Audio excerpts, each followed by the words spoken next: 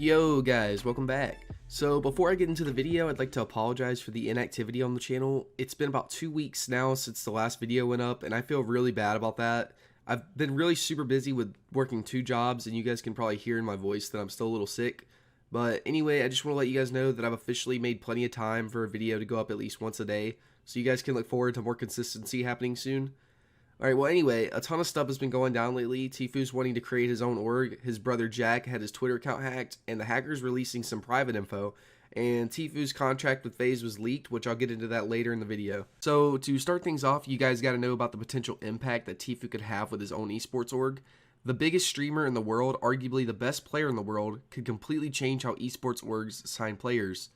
Because it's happening not only with FaZe, but with several other orgs giving out horrible contracts to players just to take advantage of them.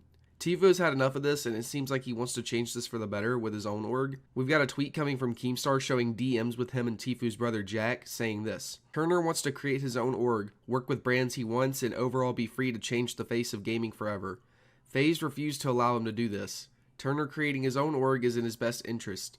Emotions and friendship aside, the corporate side of FaZe wouldn't let that happen. Turner had no choice. This was his only option to get out of his contract and make his plans and dreams a reality. Banks might be upset, but Turner doing this is going to help a lot more people than it hurt. So it all seems that Tfue just wants to have freedom to do what he wants and represent the company or brands that he wants.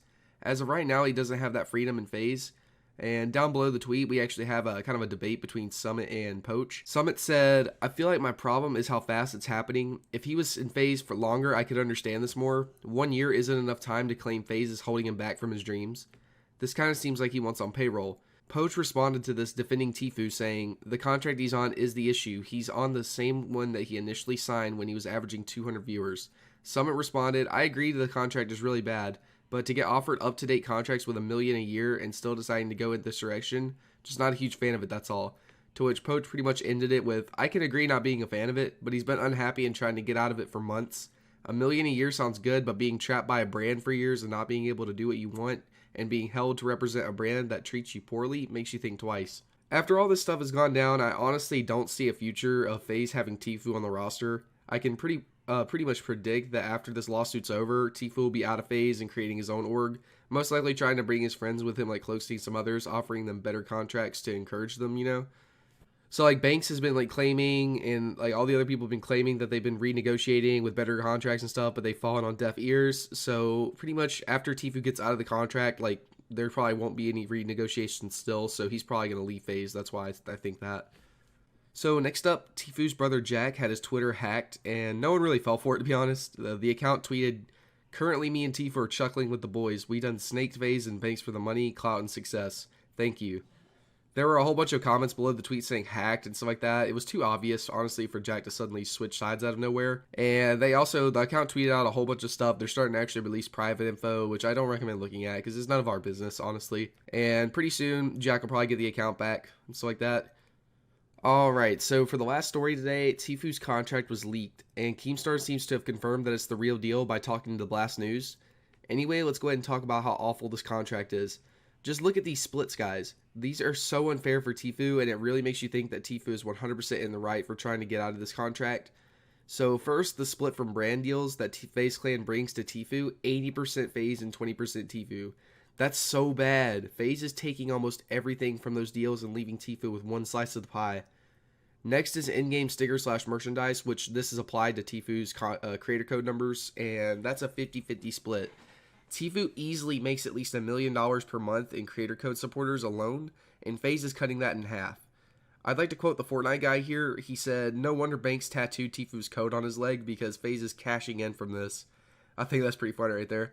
I just overall think that this contract is insane. With the numbers Tfue is getting by himself, FaZe is making millions off of him easily, and Tfue's reasoning for wanting to get out of this contract is completely understandable.